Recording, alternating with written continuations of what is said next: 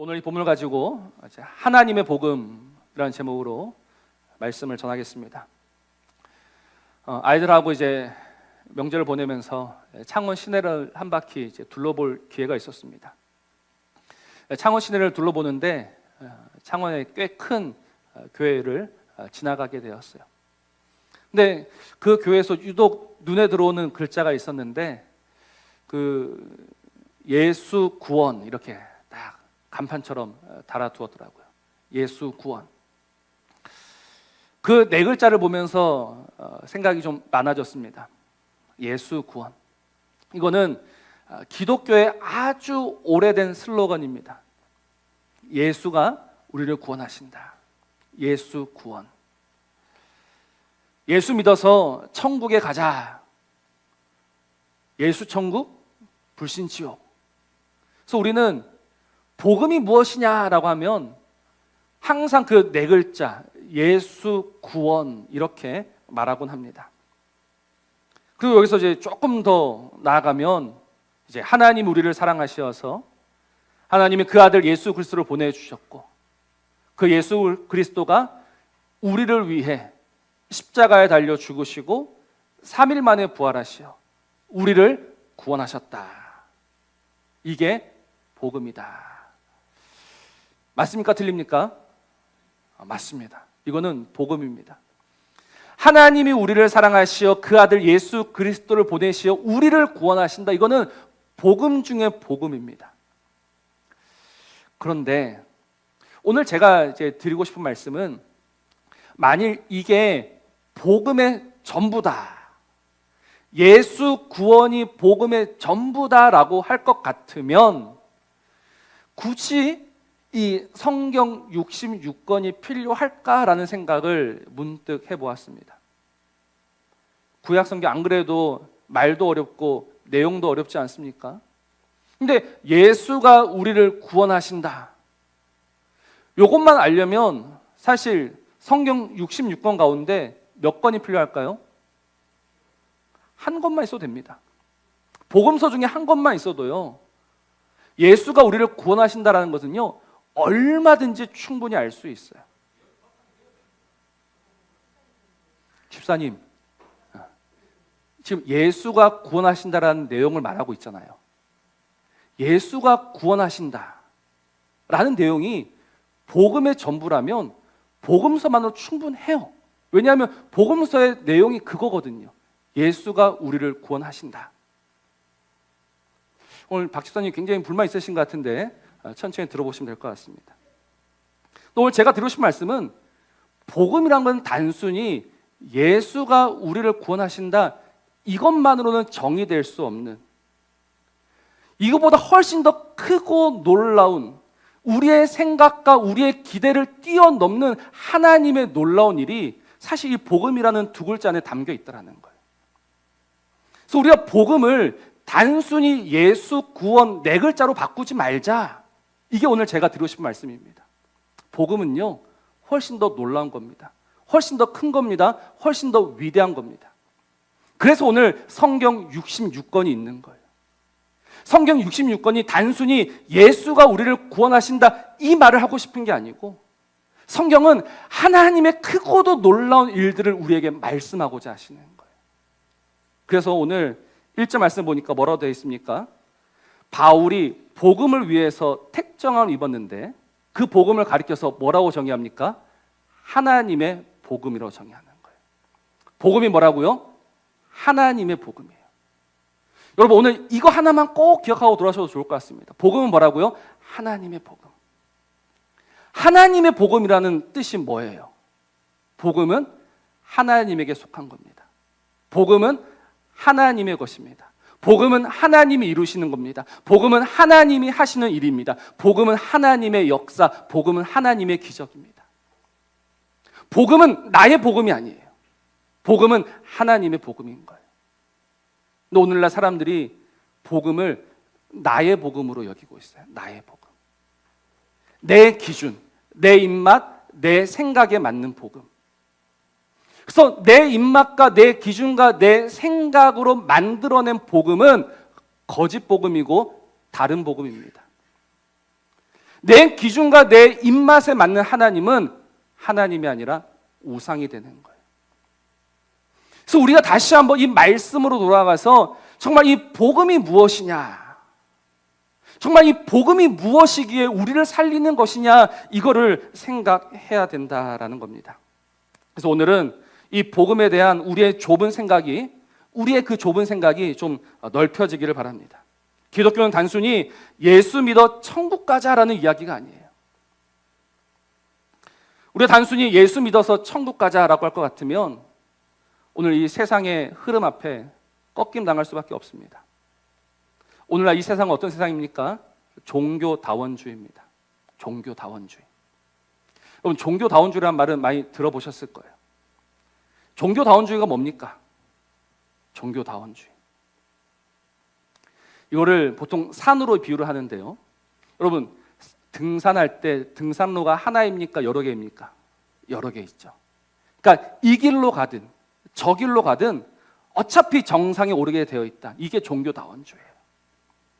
예수를 믿어서 천국에 가나, 부처를 믿어서 천상에 가나, 알라를 믿어서 거기는 천국을 잔나라고 부릅니다. 잔나에 가나, 어차피 다 우리는 그 꼭대기에 가면은 어떤 초월자, 절대자를 만나게 되어 있다.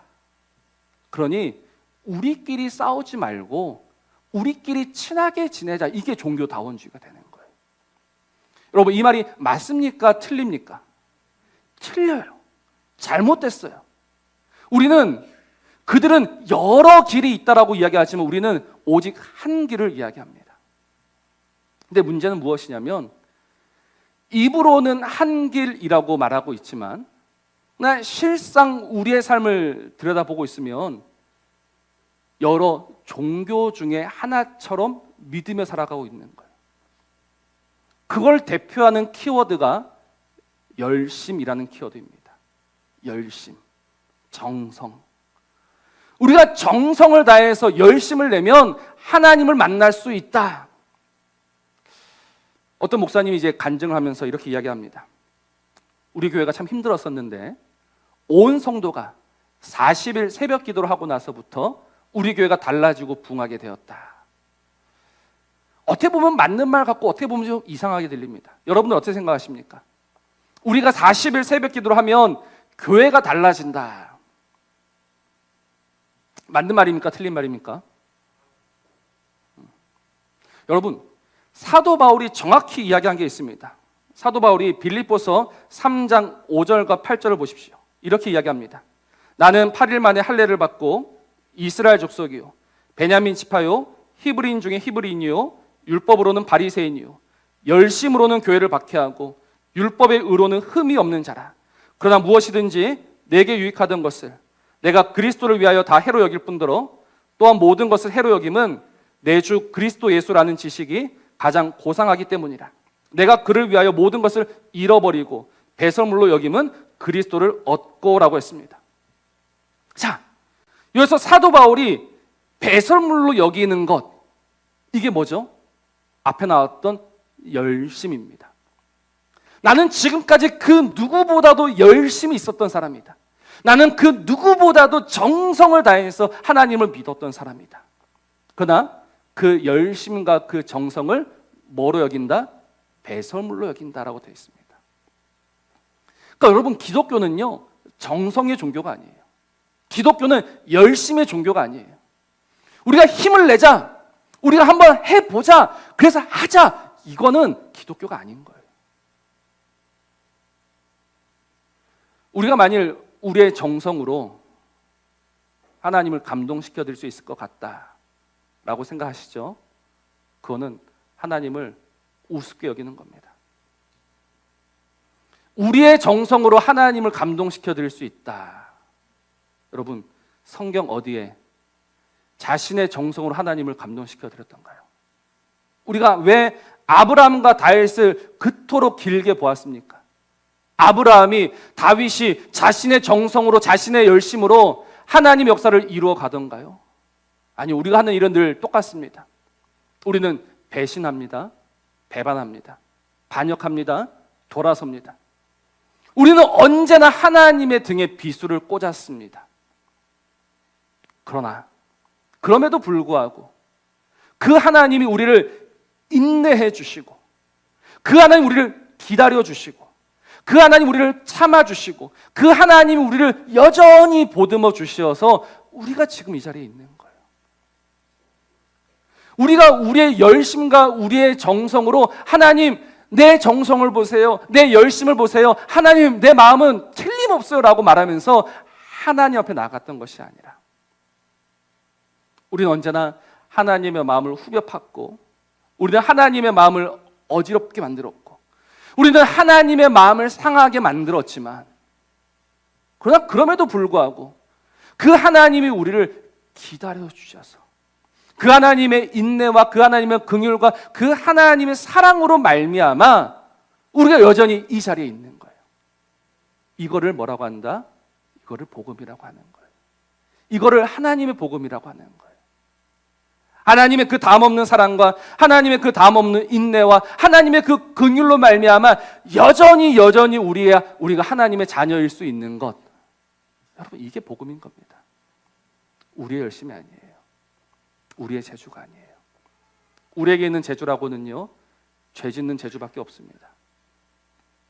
우리의 특기는요, 하나님을 떠나는 겁니다. 우리의 습관은요, 하나님을 버리는 겁니다.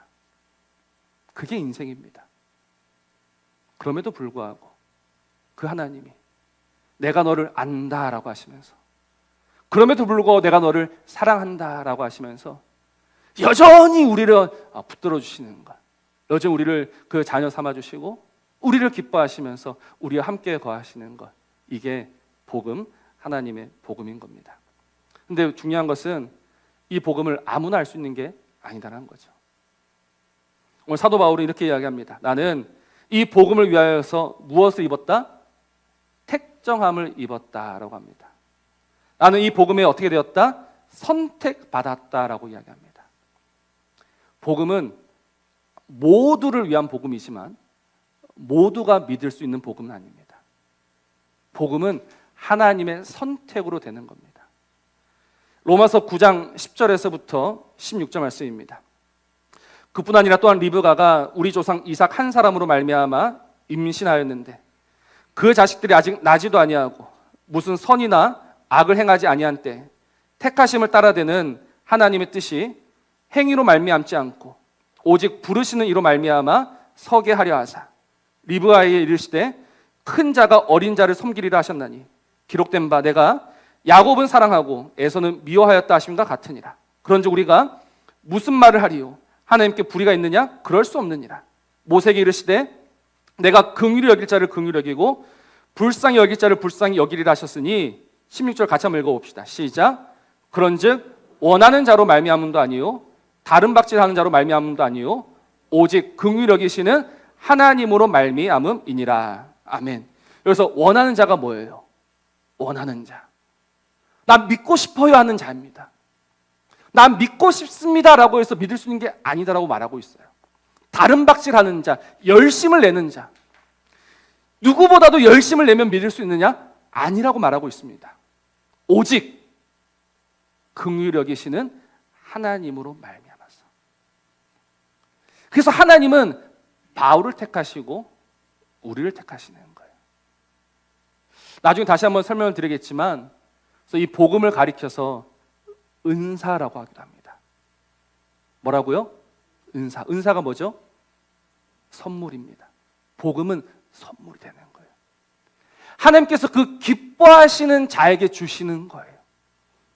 하나님께서 택하신 자에게 주시는 게 복음인 거예요. 그래서 분명 복음은 모두를 위한 복음이지만 모두가 믿을 수 있는 건 아니에요.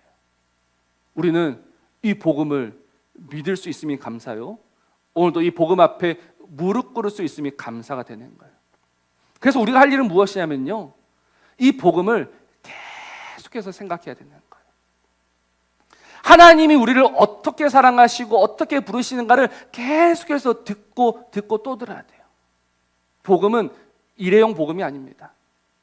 사도 바울이 지금 이제 로마에 편지하면서 그 목적을 밝히고 있어요. 바로 이 복음 전하기를 원한다. 교회입니다. 이미 하나님의 교회예요. 이미 복음으로 교회로 세워졌어요. 그런데 바울이 나는 너희에게 복음 전하기를 원한다. 그러니까 어떻게 보면 이 복음이라는 거는요, 세상에 필요한 것이 아니라 교회에 필요한 거예요. 하나님의 자녀로 부름받은 자가 계속해서 하나님의 자녀로 살아갈 수 있는 힘과 능력이 어디에서 오는가? 이 복음을 듣고 또 들으면서, 이 복음을 생각하고 또 생각하면서 우리는 하나님의 자녀로, 그 하나님의 자녀로 살아갈 수 있게 되는 거예요. 왜 점점 교회가 힘을 잃어가고 있는가? 교회가 이 복음에 집중하지 못해서 그래요. 교회가 그 하나님이 하고자 하시는 일에 대해서 크게 마음을 두지 않아서 그래요. 정말 하나님께서 하고자 하신 일이 무엇인가를 생각하지 않는다니까요. 그리고 그저 이거 좋아하시겠지, 이렇게 하면 좋아하시겠지, 자기 기준으로 하나님을 기쁘시게 해드리려니까 교회가 복음에서 멀어지게 되고 교회가 힘을 잃고 마는 겁니다. 우리는 생각해야 합니다.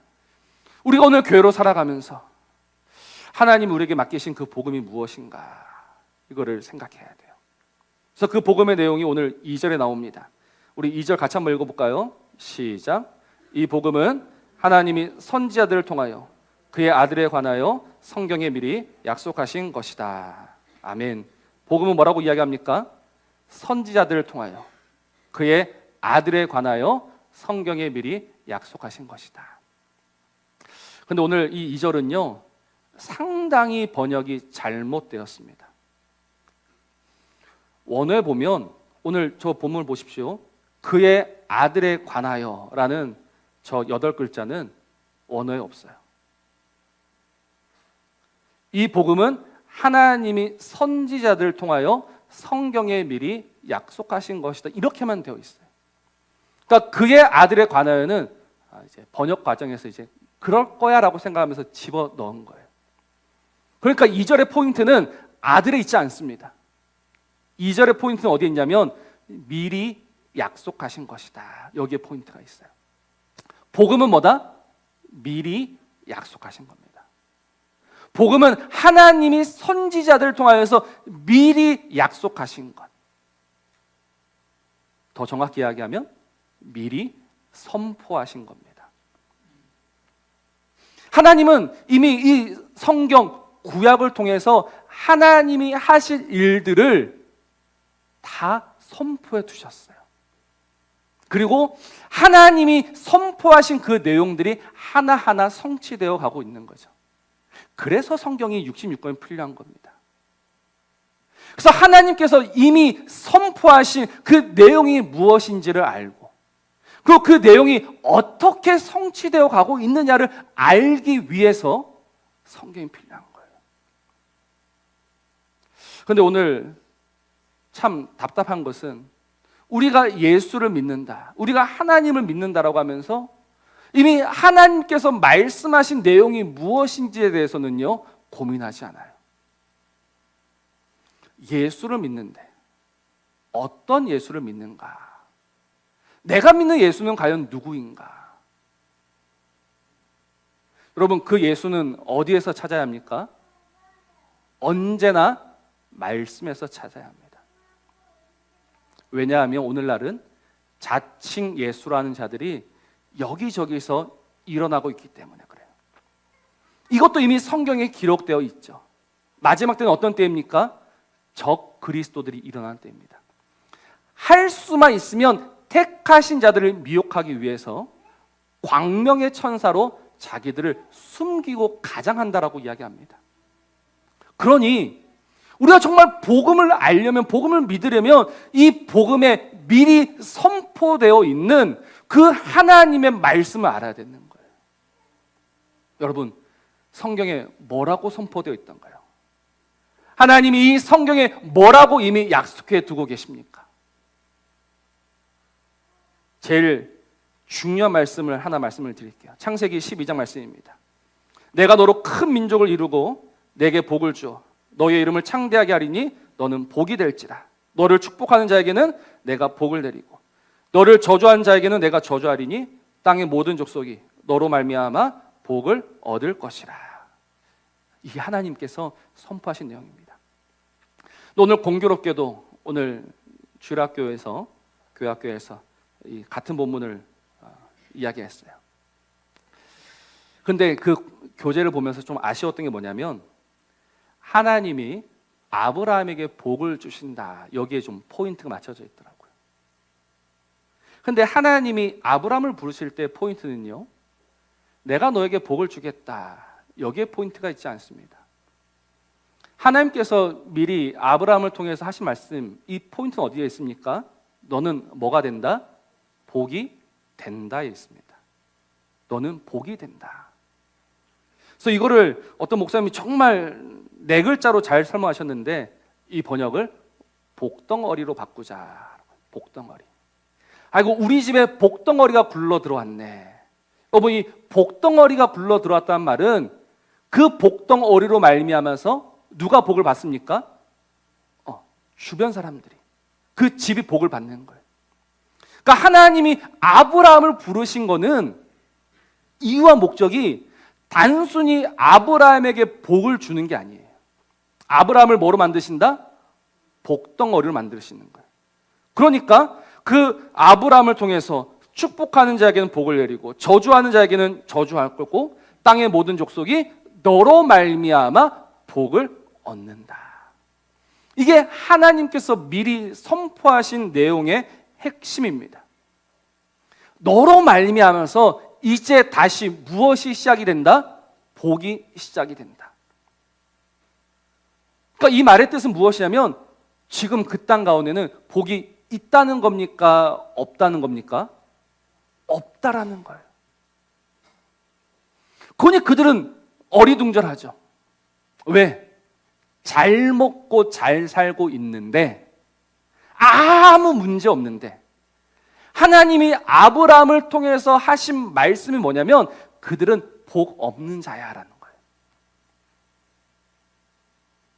그래서 내가 너로 말미암아서 다시 이 땅 가운데 뭐를 시작하겠다? 복을 시작하겠다라고 하시는 거예요. 근데 그 아브라함을 보십시오. 아브라함의 모습은 어떻습니까? 늙고 초라한 한 사람에 불과합니다. 상속자 하나 없는 늙은 아브라함입니다. 누가 보더라도 그는 복이 없는 자예요. 근데 하나님이 말씀하세요. 내가 너로 말미암아 나의 복을 보여주겠다. 여러분, 그렇다면 하나님께서 말씀하시는 이 복은 도대체 뭘 것 같습니까?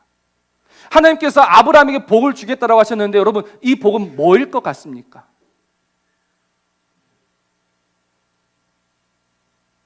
그러니까 우리가 성경을 좀 잘 이해를 해야 돼요. 여러분, 하나님께서 천지 만물을 지으셨어요. 그 창조의 완성이 뭡니까? 안식입니다. 안식이 뭐죠? 하나님과 사귀는 겁니다. 하나님과 평화를 누리는 겁니다. 하나님으로 말미암아 살아가는 겁니다. 하나님 안에서 하나님이 주시는 것으로 하나님이 채우시는 것으로 살아가는 게 안식인 거예요. 그게 복인 거예요. 근데 이 복이, 이 안식이 깨졌어요. 그래서 이제 사람들은 하나님 없이 살아갑니다. 하나님 없이 살아가는 상태를 성경은 죽었다라고 이야기해요. 죽은 자예요. 그런데 죽었는데 죽은 줄 몰라요. 나는 여전히 살아있다고 생각해요. 나는 여전히 힘이 있다고 생각해요. 실상은 죽은 자인데. 근데 하나님이 아브라함을 통해서 말씀하시는 거예요. 내가 다시 너한테 복을 주겠다. 너로 말미암아 복을 시작하겠다. 이 복을 시작하겠다 의미는 바로 그 깨어진 안식을, 나와의 사귐을 다시 시작하겠다라는 거예요. 그래서 여러분, 이 복은 하나님입니다. 복은 하나님이에요. 인생이 다시 하나님으로 살아갈 수 있도록, 인생이 홀로 죽은 상태로 살아가는 것이 아니라 하나님으로 말미암아 살아갈 수 있도록, 그래서 그 구원의 길을 일단 아브라함을 통해서 아브라함을 불러서 이야기하시고 보여주시는 거예요. 이게 성경에 미리 약속된 겁니다. 성경에 미리 선포된 겁니다. 하나님의 복음은 그렇게 선포되어 있습니다. 너희들은 다 죽은 자들인데 너희가 나로 말미암아 다시 살게 된다. 너희가 나로 말미암아서 살게 된다. 이게 하나님의 복음인 거예요. 근데 이 하나님의 복음이 누구에게 들려지게 됩니까? 이 세상 가운데 드러나게 돼요. 그러나 그들은 그 복음을 거절하죠. 그들은 그 복음을 거들떠보지도 않습니다. 나는 이미 살았는데 무슨 그런 말도 안 되는 이야기를 하느냐. 그러나 그 복음 앞에 무릎 꿇는 자들이 생겨나요. 아브라함이 무릎을 꿇고 다윗이 무릎을 꿇습니다. 그리고 이제 저와 여러분들이 무릎을 꿇습니다. 어떻게 해요? 하나님께서 우리를 택하여 주셨기 때문에, 하나님께서 우리를 불러주셨기 때문에 그 복음이 우리에게 들어오게 되고 그 복음 앞에 우리의 모습을 깨닫게 되고, 아, 나는 하나님 없이 살아가는 참으로 저주와 사망의 그늘 아래 갇혀 있었구나. 그런데 그 하나님이 이미 약속하신 대로, 이미 선포하신 대로 이 복음을 이루어가고 계시는구나. 그래서 이 하나님 역사를 보고 있노라면 우리는 그 앞에 무릎 꿇을 수밖에 없고 항복할 수밖에 없는 거예요. 왜요? 하나님이 어떻게 이 일들을 이루어 가시냐? 우리 다음에 보겠지만 바로 그 아들 예수 그리스도를 통해서 이 일들을 이루어 가시기 때문에, 우리를 살리기 위해서 그 아들을 죽이시는 그 하나님, 우리를 얻기 위해서 그 아들 예수 그리스도를 포기하시는 그 하나님, 그래서 그 하나님이 자신 있게 이야기하십니다. 자신 있게 말씀하십니다. 나는 너를 살리기 위해서, 나는 너를 얻기 위해서 내 아들 예수를 내려놓았다, 포기했다. 우리가 오늘 이 하나님 앞에 무슨 말을 할 수 있을까요? 우리가 그 하나님 앞에, 하나님, 저도 나름 할 만큼 했습니다. 하나님, 저도 이 복음 듣고 정말 할 만큼 했습니다라고 우리가 말할 수 있을까요? 그럴 수 없는 거예요. 이 복음 앞에 언제나 돌아서며 그 하나님을 조롱하며 그 하나님을 멸시하며 그 하나님을 우습게 여기며 살아가던 이 인생들이 과연 하나님 앞에 어떤 낯짝으로 설 수 있단 말입니까? 그래서 이 복음을 들으면 들을수록 우리의 고개는 숙여지게 됩니다. 복음 앞에 우리는 할 말이 없습니다. 복음 앞에 우리는 무엇을 주장할 수도 없고 내세울 수도 없습니다. 복음 앞에 우리는 그저 죄인일 뿐이고, 복음 앞에 우리는 그저 죽을 자, 그 이상도 그 이하도 아닌 게 되는 거예요. 교회는 이 복음을 들어야 됩니다. 교회는 이 복음을 생각해야 합니다. 하나님께서 하셨던 그 일들을 계속해서 들으며 생각하셔야 되는 거예요. 왜? 성경이 증언합니다. 사람은 배신자다. 사람은 다 배신자다. 예수님이 십자가 달리실 때 옆에 있던 제자들이 했던 말 기억하십니까? 분명히 그 십자가에 달려 죽으시죠. 나는 죽기까지 다른 사람은 모르겠지만 나는 죽음을 불사하고 당신을 쫓을 겁니다라고 하나같이 맹세하고 외쳤던 그 자들이 다 도망쳤습니다. 다 도망쳤어요. 가룟 유다만 예수님을 팔았습니까? 아니요.